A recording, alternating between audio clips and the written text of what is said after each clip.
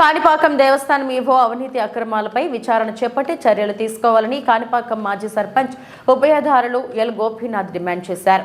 కాణిపాకం దేవస్థానాన్ని ఒక వ్యాపార సంస్థగా భావించి వ్యవహరిస్తున్నారని హైకోర్టు ఆదరణ సైతం బేఖాతరు చేస్తూ పంచాయతీ ఆస్తులను నిర్వీర్యం చేస్తున్నట్టు ధ్వజమెత్తారు.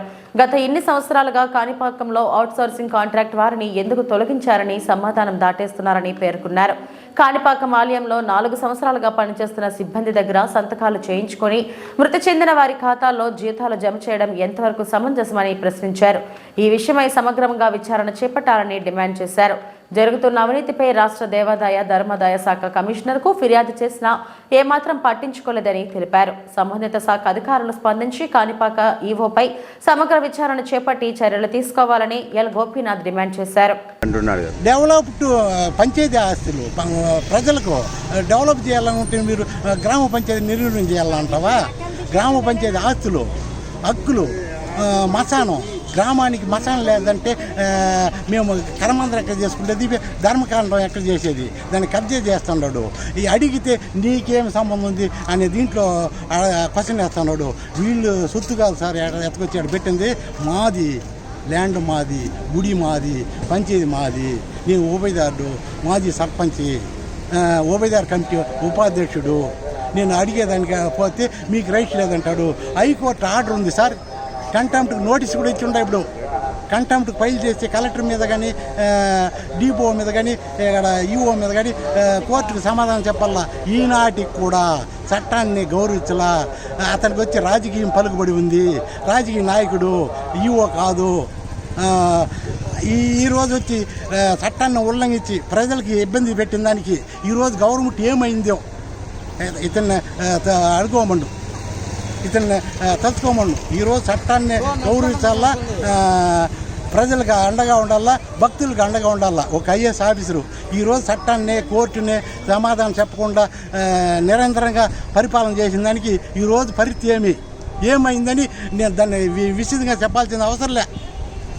మీరు మీడియా వాళ్ళు దీన్ని హైలైట్ చేసి ఏం చేయాలనో చేసి కలెక్టర్ దృష్టికి కమిషనర్ దృష్టికి తీసుకుని పోయి కాణిపాక గ్రామ పంచాయతీని ప్రజల్ని భక్తుల్ని కాపాడాలని కోరుకుంటున్నాను సార్.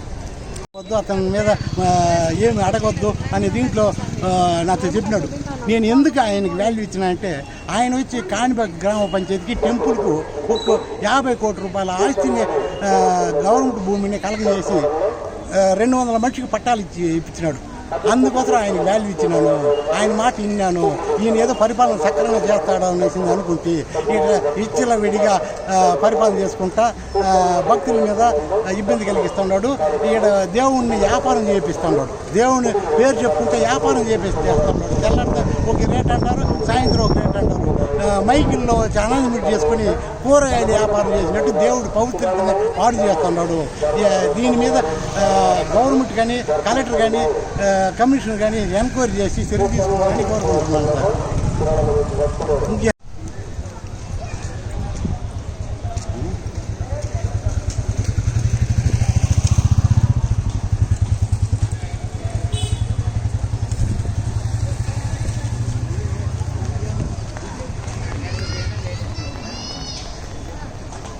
సార్.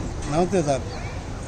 పత్రిక విలేకరులకి నమస్కారం చేసుకుంటూ కాణిపాక మాజీ సర్పంచ్ ఎల్ గోపినాథం కాణిపాక వరసిద్ధి వినాయక స్వామి టెంపుల్లో ఈఓగా పనిచేస్తున్న ఈఓ ప్రవర్తనలు మీ ముందు ఇస్తున్నాను.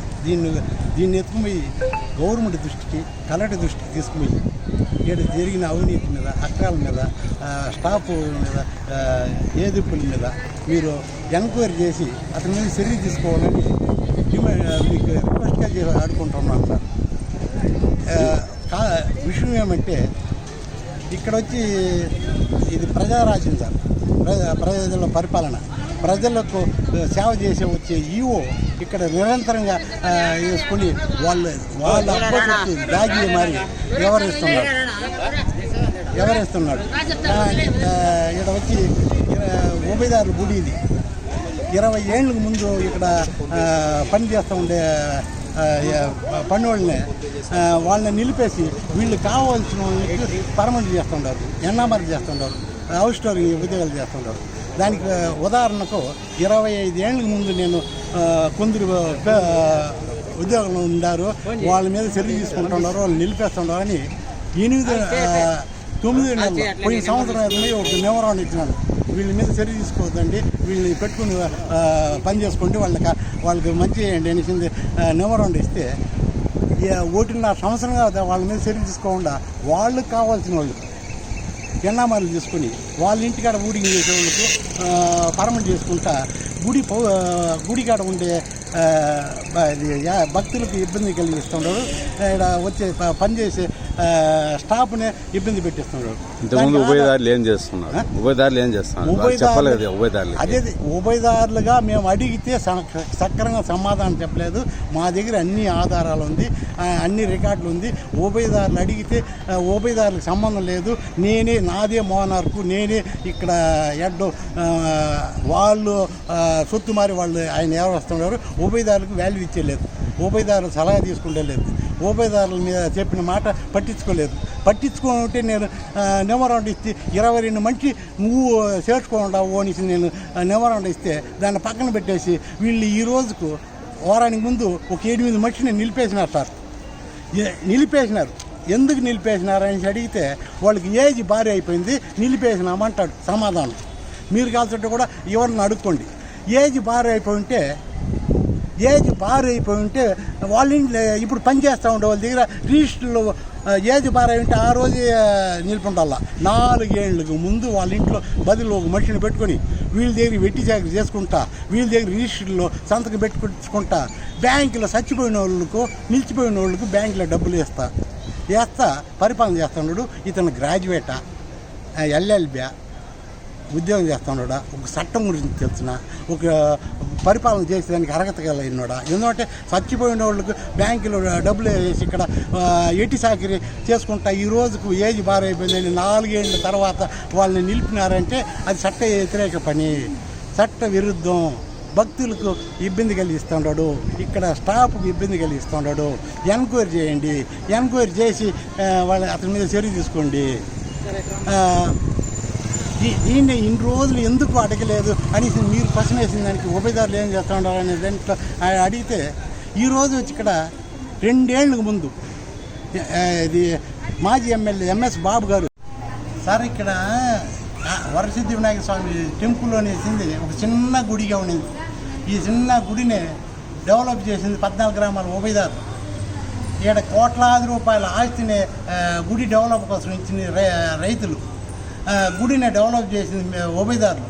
ఈ ఈఓ ఈరోజు వచ్చి జీతం తీసుకొని ఉభయదారులంతా లేదు, స్కీములు ఎత్తేసినాము, ఉభయదారులకు హక్కు లేదు, మీరు క్యూలో రండి, దేవుడిని దర్శించుకోండి అని ఇస్తే వీళ్ళు సొంత ఆస్తి మారి గుడి ప్రవర్తిస్తూ ఉన్నాడు.